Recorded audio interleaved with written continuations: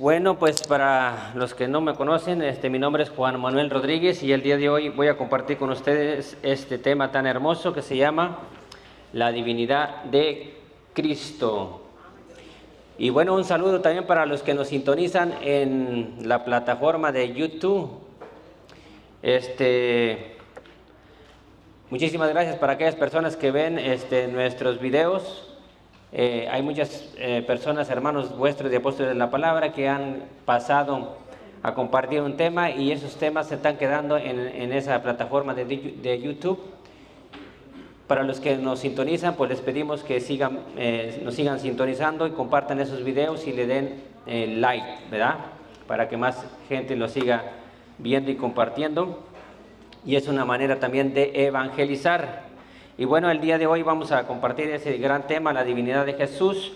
Y bueno, estaba el libro del diálogo con los protestantes.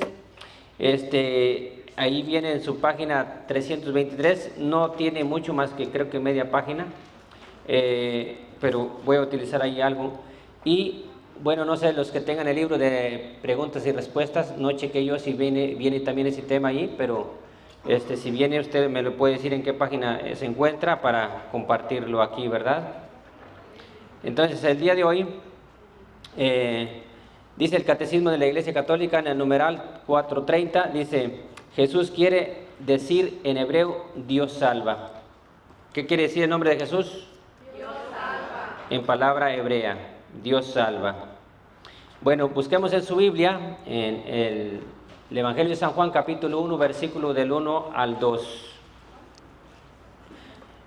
Las citas bíblicas van a estar apareciendo acá en la pantalla. Si alguien lo puede buscar y leerlo, con mucho gusto lo lee en voz alta, por favor. En el principio existía la palabra, y la palabra estaba junto a Dios, y la palabra era Dios. Ella estaba en el principio junto a Dios. Palabra de Dios. Te alabamos, Señor. Dice, en el principio era el Verbo. ¿Quién era el Verbo? Jesús era el Verbo, la palabra. Y el Verbo estaba ante Dios. Como quien dice, Jesús estaba ante Dios. Dice, Él estaba ante Dios en el principio. Entonces Jesús ha estado con Dios desde el principio. Obviamente Él se entregó, quiso nacer de María para cumplir una misión y salvar a toda la humanidad con su muerte y resurrección. Entonces vamos a ver en el libro del diálogo con los protestantes, en la página 323. Para los que lo tengan, busquen en su página 323. Dice: Jesús es la segunda persona de la Santísima Trinidad. Como Dios existió desde siempre con el Padre y el Espíritu Santo, como hombre empezó a existir en el vientre de la Virgen María. Las dos naturalezas, la divina y la humana, están unidas en la persona del Verbo, la segunda persona de la Santísima Trinidad. ¿Ve qué bonita explicación dice allí, en ese libro de El diálogo con los protestantes? Entonces, Jesús es la segunda persona de la Santísima Trinidad. Dice, como hombre empezó a existir en el vientre ¿de quién? De nuestra Madre, la Virgen María. Bueno, entonces quizás usted no se ha preguntado el por qué los evangelios son verdad o por qué podemos fiarnos en los evangelios. Porque los evangelios ocupan la posición más privilegiada de todos los tiempos. De ningún libro hay tan cantidad de manuscritos ni tal calidad de manuscritos. Todos los documentos que tenemos de los evangelios superan con mucho a cualquier otro libro de aquel tiempo y de este tiempo. Y por si fuera poco, ustedes ahí en su Biblia, quizás ya han leído alguna cita bíblica de la segunda carta de San Pablo a Timoteo, capítulo 3, versículo 16, donde dice: toda escritura está inspirada por Dios y es útil para enseñar, rebatir, corregir y guiar en el bien. Entonces, la importancia del libro sagrado, lo que es la Biblia completa con su Antiguo y Nuevo Testamento. Entonces, ¿cuántos libros tiene la Biblia? 73 libros. Entonces son muchos libros y todo supera a cualquier otro libro. Perdón, ¿es primera de Timoteo o...? Segunda carta de San Pablo a Timoteo, por si lo quiere ocupar. Versículo 3, capítulo 3, versículo 16. Quiero compartir otro numeral del Catecismo de la Iglesia Católica, que dice, para que lo anote allí, numeral 125 para los que tengan el Catecismo de la Iglesia Católica, numeral 125. Dice: los evangelios son el corazón de todas las escrituras, por ser el testimonio principal de la vida y doctrina de la palabra hecha carne, nuestro Salvador. La palabra hecha carne. ¿Quién se hizo carne? Jesús, ¿verdad? La palabra viva. Y es nuestro Salvador. Ese numeral, para que lo anote allí, numeral 125, para que usted lo lea en su casa. Y anote otro numeral, 484. Dice: la asunción a María inaugura la plenitud de los tiempos, es decir, el cumplimiento de las promesas y de los preparativos. María es invitada a concebir a aquel en quien habitará corporalmente la plenitud de la divinidad. La respuesta divina a su ¿cómo será esto? Puesto que no conozco varón, se dio mediante el poder del Espíritu. El Espíritu Santo vendrá sobre ti. Y ahí trae algo, otras citas bíblicas. Vamos a ver ahora en su Biblia, Gálatas capítulo 4, versículos del 4 al 6. Los numerales del Catecismo de la Iglesia solamente váyanlos anotando. Vamos a buscar Gálatas capítulo 4, versículos del 4 al 6. El que le encuentre primero, si me hace favor de leerlo. Pero cuando llegó la plenitud de los tiempos, Dios envió a su Hijo, que nació de mujer y fue sometido a la ley, con el fin de rescatar a los que estaban bajo la ley, para que así recibiéramos nuestros derechos como hijos. Ustedes ahora son hijos, y como son hijos, Dios ha mandado a nuestros corazones el espíritu de su propio Hijo, que clama al Padre, Abba, o sea, Padre. Palabra de Dios. Te alabamos, Señor. Dice: pero cuando llegó la plenitud de los tiempos, Dios envió a su Hijo, que nació de mujer y fue sometido a la ley. Entonces, en el tiempo cumplido que Dios escogió para que Jesús viniese a este mundo, obviamente escogió a María, una mujer joven, que dijo: sí, hágase en mí según tu palabra. Si María no hubiera dicho ese sí, Jesús no hubiera nacido de María, ¿verdad? Entonces, gracias a María que dijo sí, tenemos a nuestro Salvador, que es Jesús, que nació de mujer, tomó carne, su sangre de María, por eso Jesús es hombre y a la vez también es Dios. Están las dos naturalezas, la humana y la divina.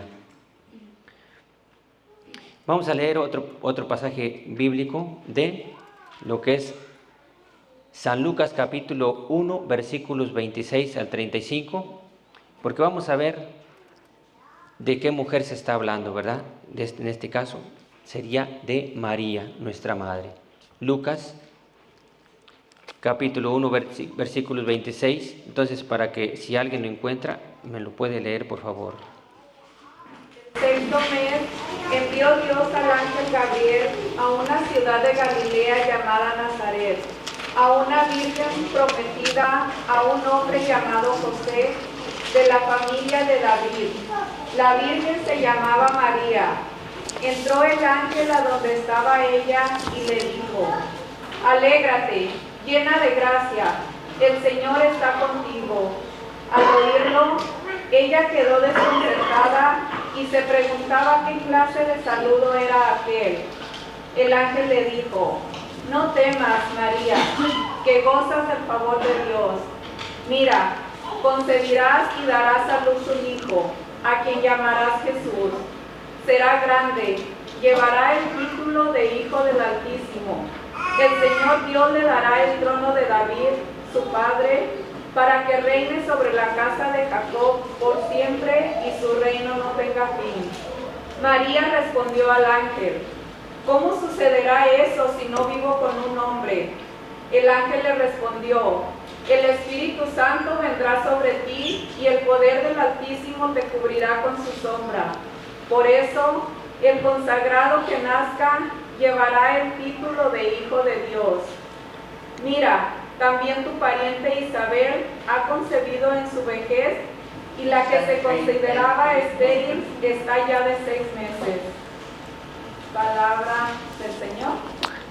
Gloria a ti, Señor Jesús. Aquí vemos en el versículo 26 dice: al sexto mes el ángel Gabriel fue enviado por Dios a una ciudad de Galilea llamada Nazaret, a una joven virgen que estaba comprometida en matrimonio con un hombre llamado José. Entonces, Jesús viene de la descendencia de José, de David, y obviamente pues por ese sí que María dijo, y que obviamente en nuestra iglesia nos enseña en su doctrina que José no tuvo relaciones con María. Jesús fue engendrado y fue hecho por obra del Espíritu Santo, ¿verdad? Entonces fue obra de Dios, obra del Espíritu Santo, para que pudiésemos tener a Jesús y para que Jesús viniese a cumplir todo lo que Él ya había se había puesto de acuerdo con Dios, ¿verdad? Con nuestro Padre, para venir a salvarnos de la esclavitud del pecado, para venir a salvar toda la humanidad. Entonces Jesús se rebajó, siendo Dios, se rebajó a hacerse hombre, uno como nosotros, menos en el pecado. Y bueno, ahí en el numeral, anoten ahí en el numeral del Catecismo de la Iglesia, viene siendo 463, vamos a ver algo muy importante. Dice 463 para que lo anoten. Dice: la fe en la verdadera encarnación del Hijo de Dios es el signo distintivo de la fe cristiana. Podréis conocer en esto el Espíritu de Dios. Todo espíritu que confiesa a Jesucristo, venido en carne, es de Dios. Entonces, debemos de creer nosotros que Jesús también es hombre. También fue un hombre de carne y hueso, como usted y como yo, menos en el pecado. Jesús no tiene pecado, porque Él es Dios. Vamos a ver ahora un texto de la Biblia, en la primera carta de San Juan, capítulo 4, versículo 2. El que lo encuentre lo puede leer. ¿Quieren reconocer al Espíritu de Dios? Todo espíritu que reconoce a Jesús como el Mesías que ha venido en la carne, habla de parte de Dios. Entonces, aquí nos da una explicación para conocer a quién está hablando de Jesús, ¿verdad? Esa es la alegría, esa es la alegre convicción de la iglesia desde su comienzo, cuando canta el gran misterio de la piedad. Él ha sido manifestado en la carne. Entonces vemos aquí que cómo debemos reconocer a Jesús como hombre y como Dios. Vamos a pasar a otro texto bíblico en la primera carta de San Pablo a Timoteo, capítulo 3, versículo 16. Sin lugar a dudas, Él ha sido manifestado en la carne, justificado en el Espíritu, aparecido a los ángeles, proclamado a los gentiles, creído en el mundo, levantado a la gloria. Sin lugar a dudas, es grande el misterio de la bondad. Él se ha manifestado en la carne, rehabilitado por el Espíritu, ha sido presentado a los ángeles, proclamando a todas las naciones y creído en el mundo, ya fue elevado y glorificado. Entonces, es un misterio. Hay muchas personas que no creen que Jesús es Dios. Y entonces es un misterio que a veces para nosotros la capacidad de entender como humanos a veces nos cuesta trabajo, que Jesús es Dios y es hombre. Por eso la muerte de Jesús fue condenado a muerte, porque Él se proclamó a sí mismo como Dios. Entonces los fariseos no le creyeron a Jesús que Él era Dios. Por eso fue condenado a muerte. Vamos a pasar a Colosenses 2:9. Y dice Colosenses 2:9: en Él reside toda la plenitud de Dios corporalmente.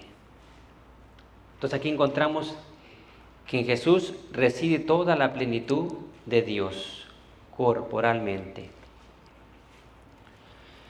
Como también es otro misterio que muchas personas hoy en día no creen que Jesús está en ese pedacito de pan o en ese vino, su totalidad, o sea, como Dios y como hombre. Y eso es un misterio que muchas de las veces a nosotros nos pudiésemos preguntar, ¿verdad? O sea, a veces es difícil creer que ahí está, ¿verdad? Pero hay un momento que la materia deja de ser materia, donde sucede lo que es la transustanciación, que la materia deja de ser materia y se convierte en el cuerpo de Cristo. Y ahí es donde está el detalle, como dicen, ¿verdad? El misterio. Es difícil a veces de creer que Jesús está allí en ese pedacito de pan, ¿verdad? Sucede algo extraordinario, es el milagro más grande que Cristo nos ha dejado aquí en la tierra.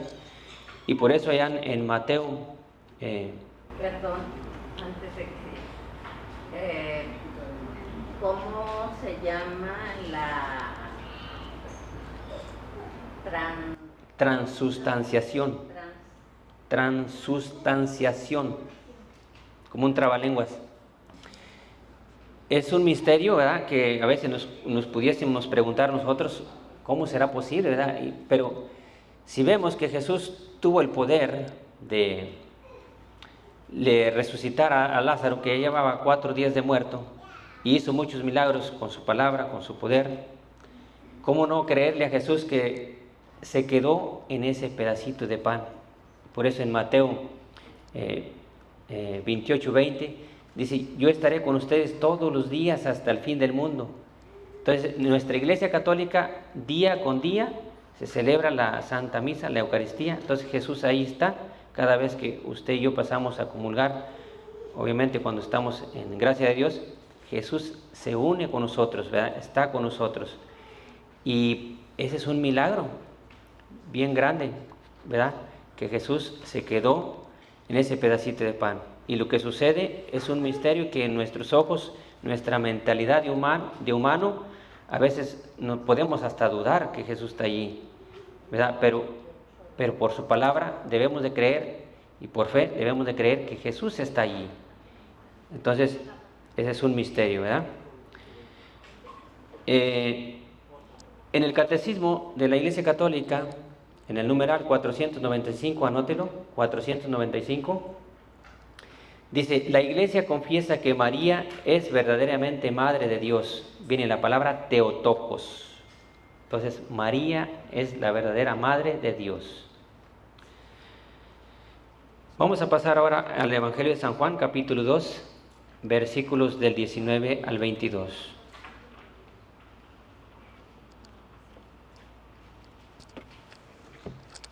El que lo encuentre primero, lo lee en voz alta, por favor. ¿Qué quiere decir Theotokos? La Madre de Dios. Madre de Dios. Ahí en el catecismo, ahí está. Solo anote el numeral, 495. Madre de Dios, Theotokos. Si alguien encontró la cita bíblica de Juan 2, 19, 22, la puede leer en voz alta. Jesús les respondió: destruid este santuario y en 3 días lo levantaré. Los judíos le contestaron: 46 años se ha tardado en construir este santuario. ¿Tú lo vas a levantar en 3 días? Pero él hablaba del santuario de su cuerpo cuando fue levantado, pues de entre los muertos se acordaron sus discípulos de que había dicho eso y creyeron en las escrituras y en las palabras que había dicho Jesús. Gloria a ti, Señor Jesús. Bueno, en ese pasaje Jesús no se refería al templo hecho de piedras por los hombres, sino que se refería a Él mismo. Él era el templo y sucedió como Él dijo: fue muerto y sepultado y resucitó al tercer día, porque Él es Dios. Entonces ven aquí otro milagro, otro misterio que el Señor nos dejó, ¿verdad? Entonces nuestra iglesia nos enseña en su doctrina que Jesús murió, fue sepultado, pero resucitó al tercer día, ¿verdad? Entonces, ese es otro milagro. Entonces, Jesús ascendió al cielo por su propio poder. No fue como María, que María fue llevada con los ángeles. O sea, María no fue llevada al cielo por su propio poder. Jesús sí. Él fue elevado, fue llevado al cielo por su propio poder, porque Él es Dios. Entonces, por lo tanto, debo de creer en el Evangelio porque sé que lo que dice es verdad. ¿Y qué dicen los Evangelios? Los Evangelios dicen muchas cosas. Número 1, Cristo afirmó que Él era Dios. Vamos a ver. Cristo lo dijo muchas veces que Él era Dios, cuando dijo: mi reino no es de este mundo. El Padre y yo somos una sola cosa. Quien me ve a mí, ve al Padre. Pero un día Cristo se juega la vida ante Caifás al decir que Él era Dios. Ningún hombre en la historia se había atrevido a decir que Él era Dios más que Jesús. Jesús fue el que se enfrentó a las leyes de aquel tiempo, ¿verdad? Ante aquellas autoridades. Ha habido hombres fundadores de religiones como lo fue Buda, Mahoma, pero ni Buda ni Mahoma pretendían ser Dios ni eran Dios. El único hombre en la historia que fundó su iglesia, su religión y el que dijo que Él era Dios ante un tribunal fue Jesús Nazareno. Y se jugó la vida porque cuando uno está ante un tribunal no va a decir ninguna tontería, porque cuando uno se juega la vida, piensa bien lo que dice antes de hablar. Cuando Caifás le fallan sus testigos y que no tiene más argumentos para atacar a Jesús, entonces se enfrenta a él y le dice: ¿es verdad que tú eres el Hijo de Dios? Contesta Jesús: tú lo has dicho. Esto es una confirmación que Jesús es Dios. El hecho de decir tú lo has dicho, Jesús le confirma a Caifás que era cierto, que él era Dios. Entonces, en ese momento Caifás rasga sus vestiduras en señal de escándalo y dice: ha blasfemado, reo es de muerte. La blasfemia en aquel tiempo se castigaba con la pena de muerte, pero en Cristo no fue blasfemia, porque Cristo dijo la verdad, Él era Dios. Caifás no creyó que Jesús era Dios. Es por eso que lo condena a muerte. Y número 2, Cristo mostró con sus obras que era verdad lo que decía. Jesús les dice: si no creéis en mí, si no creéis en mis palabras, al menos crean en mis obras. ¿Y cuáles son esas obras de Jesús que confirman sus palabras? Los milagros. El milagro es el sello de Dios y la firma de Dios. ¿Qué es un milagro? Un milagro es el rompimiento de las leyes de la naturaleza. El hombre no puede romper las leyes de la naturaleza. El único que puede romper las leyes de la naturaleza es Dios. El mago hace trucos, habilidades, pero no es un milagro. Cuando San Pedro se encuentra con el paralítico en la puerta del templo, San Pedro le dice: en nombre de Jesús Nazareno, yo te lo digo, levántate y anda. Y el paralítico se sale andando. San Pedro hace el milagro, pero en el nombre de Jesús Nazareno. Cuando Cristo hace milagros, Él no tiene que acudir a nadie para hacer el milagro. Lo hace Él mismo en su nombre. Cristo le dice al viento: párate, y el viento se para. Cristo le dice al mar: cálmate, y el mar se calma. Cristo le dice al muerto: levántate, y el muerto se levanta. Fue lo que hizo con Lázaro. Lázaro llevaba 4 días de muerto y su cuerpo ya en un estado de descomposición, ya apestaba, ya olía mal. Cuando los doctores encuentran a un cadáver en un estado de descomposición, no hay fuerza humana que le devuelva la vida. Jesús le dice a Marta: quita la piedra. Marta, ¿no tienes fe? Marta, ¿no te he dicho que si crees verás la gloria de Dios? Marta, quita la piedra. Y Jesús de una voz le dice a Lázaro: Lázaro, sal de allí. Eso no lo hace nadie, solamente, ¿quién lo hace? Solamente Dios. Los doctores, cuando encuentran un cadáver ya muerto, aunque haya muerto al instante, que no haya tenido 3, 4 días como Lázaro, los doctores no le pueden devolver la vida, solamente Dios. Ahí está otro gran milagro, otra gran obra que Jesús hizo. Entonces, los mismos fariseos que estaban allí ven el milagro, ven que Lázaro resucita y no creen en Jesús. Al contrario, dicen: hay que quitarlo de en medio, porque con estas cosas que hace se lleva a todo el pueblo detrás de él. Los mismos fariseos que han presenciado el milagro no creen en Jesús, no aceptan a Jesús y rechazan a Jesús. Esto fue real y histórico. Deciden matarlo aún viendo el milagro. Los fariseos no niegan el milagro, Ellos saben que Lázaro llevaba 4 días muerto y que ahora está vivo, pero no aceptaron el milagro de Jesús, al contrario, lo condenan a muerte. Hay veces que nosotros le pidamos un milagro al Señor, quizás ya hemos experimentado más de alguno de nosotros, algún familiar que ha fallecido y más aún si alguno de nosotros estuvo presente en la muerte de ese ser querido, pidiéndole al Señor que le devuelva la vida. Y si el Señor quiere, lo puede hacer, pero el hecho de que resucite, de que le devuelva la vida, no quiere decir que va a estar aquí en la tierra por la eternidad. Va a morir. O sea, tenemos que morir para resucitar una vez en el cielo, ¿verdad?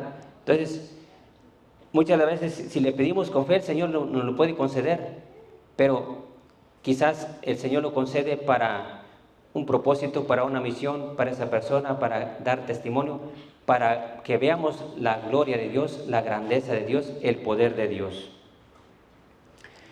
Los fariseos cerraron sus ojos ante la luz que es Cristo. No quisieron ver, porque nadie se convence de lo que no cree, de lo que no quiere. En nuestra familia también hay personas que no quieren ver. ¿Cuántas personas en nuestra familia no quieren ver que Jesús fundó una iglesia? No quieren ver que Jesús está en la Eucaristía, que Él instituyó ese sacramento. No quieren ver que Jesús dejó en su iglesia los 7 sacramentos, el bautismo, también la confesión, bien importante, la unción de los enfermos, el orden sacerdotal, el matrimonio. Muchos familiares de nosotros quizás tengan hijos ya grandes y todavía sin bautizar. No quieren creer lo que Jesús dejó en su iglesia o nos dejó en su iglesia.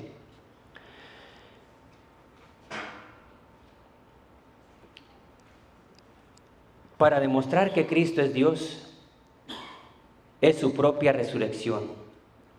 Él había profetizado: me crucificarán, me matarán, pero al tercer día resucitaré. 2 cosas para reconocer la resurrección de Cristo. 1, Cristo murió en la cruz. 2, la tumba estaba vacía porque Cristo resucitó. Anote el numeral del Catecismo de la Iglesia Católica, 632. Las frecuentes afirmaciones del Nuevo Testamento según las cuales Jesús resucitó entre los muertos presuponen que antes de la resurrección permaneció en la morada de los muertos. Es el primer sentido que dio la predicación apostólica al descenso de Jesús a los infiernos. Jesús conoció la muerte como todos los hombres y se reunió con ellos en la morada de los muertos. Pero ha descendido como Salvador proclamando la buena nueva a los espíritus que estaban allí detenidos. La lanzada le abrió el corazón. Cristo murió a las 3 de la tarde del viernes y a la puesta del sol empezaba la fiesta del sábado. No se podía trabajar después de la fiesta. Volvieron las mujeres para terminar la ceremonia del enterramiento. Llegaron y encontraron la tumba. ¿Cómo la encontraron? Vacía. Y fue una de las mujeres que fue corriendo a los apóstoles, ¿verdad?, a decirle: no hemos encontrado al Maestro, al Mesías, a nuestro Señor. ¿Y qué pasó en esa escena? Viene Pedro con Juan, pero como Pedro ya era de edad un poquito avanzada, pues llegó el último. El que llegó primero, ¿quién fue? Juan, el más amado, el que se recostaba en el pecho, en el corazón, en el costado del corazón de Jesús, ¿verdad? Entonces, ¿por qué estaba vacía la tumba? ¿Alguien robó el cuerpo de Jesús o Cristo resucitó? Vamos a ver. ¿Quién lo robó? ¿Los amigos o los enemigos? Los enemigos no robaron el cadáver de Jesús, porque si ellos lo hubieran robado, entonces cuando Pedro, en su predicación, donde se convirtieron más de 3,000 personas predicándoles a Jesús resucitado, en ese momento los enemigos presentarían el cuerpo de Jesús y le reventarían la predicación a Pedro. Los fariseos le hubieran dicho: mentira, aquí está el cadáver, aquí está el cuerpo, pero no fue así, porque no lo tenían. Ni tampoco lo robaron los amigos. Los apóstoles no tenían el cadáver, porque los apóstoles murieron por su fe en Cristo resucitado, y nadie da la vida por lo que sabe que es mentira. Los apóstoles creían que Cristo resucitó y por eso dieron su vida predicando un Jesús vivo y resucitado. Todos los apóstoles dieron su vida predicando a un Jesús vivo y resucitado.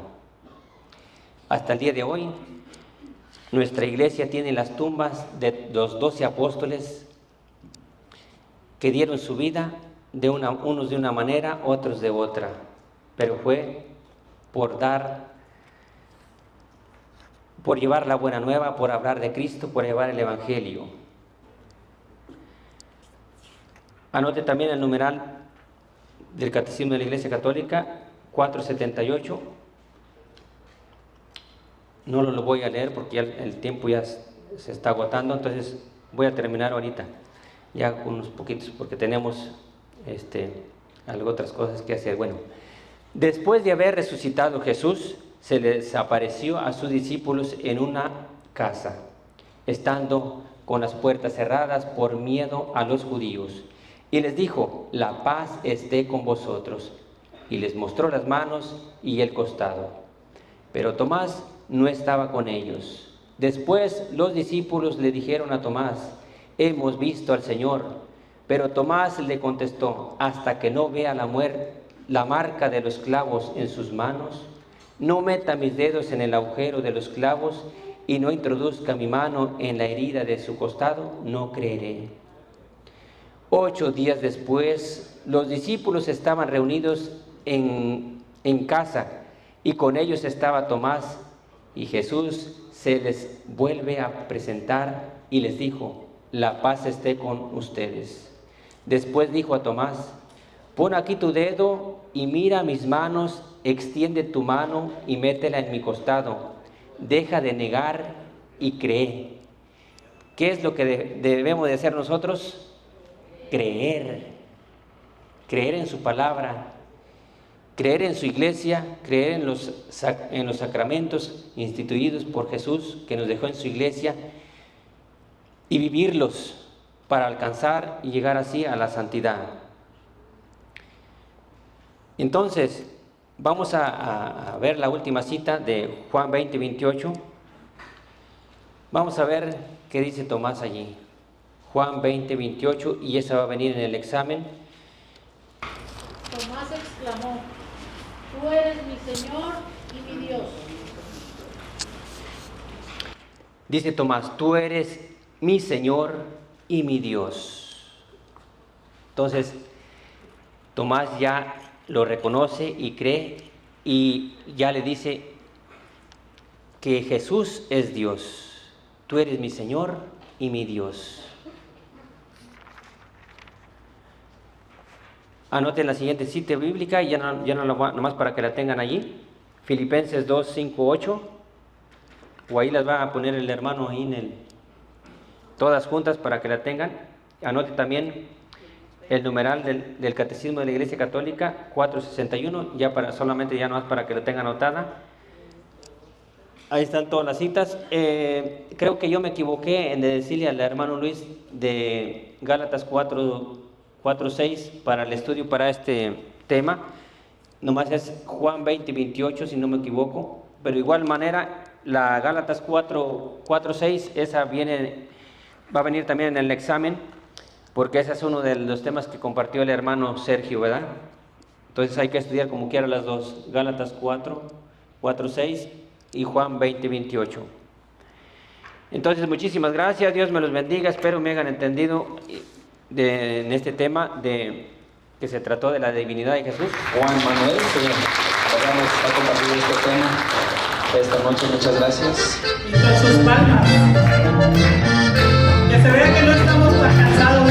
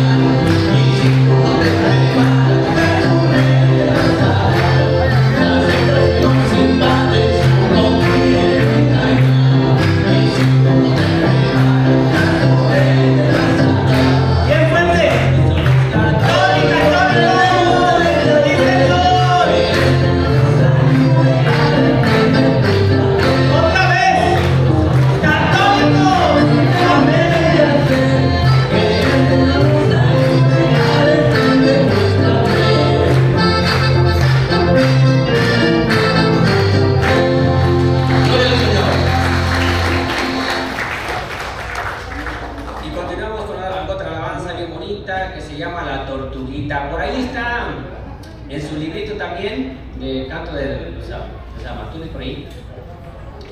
El librito de cantos va a ser en la página 33.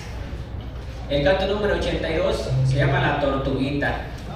Y bueno, por ahí le agregamos unos 2 versos más que no van a estar ahí en su librito, pero de igual manera también para que se lo vayan a aprender y nos acompañen con su linda voz a todo pulmón. Yo no me doy por vencido y a mí me gustaría volverlos a invitar a ver si gustan pasar al frente a cantar La Tortuguita. ¿Quién se anima? ¿Quién dijo yo? ¿Algún valiente? También se valen los grandes también. Sí, también, apostolines y apóstoles, claro que sí. Tiene corazón de niño. A ver, que vea corazón de niño adelante. ¿Quién dijo yo? Ándale, ahí veo como 3 caritas como que ya quieren estar aquí. Sí. A ver, Nomás los amontónenle y uno por uno. Nomás no se amontonen, no hagan tanta línea. listo, dice. ¿Nadie? Para la hora.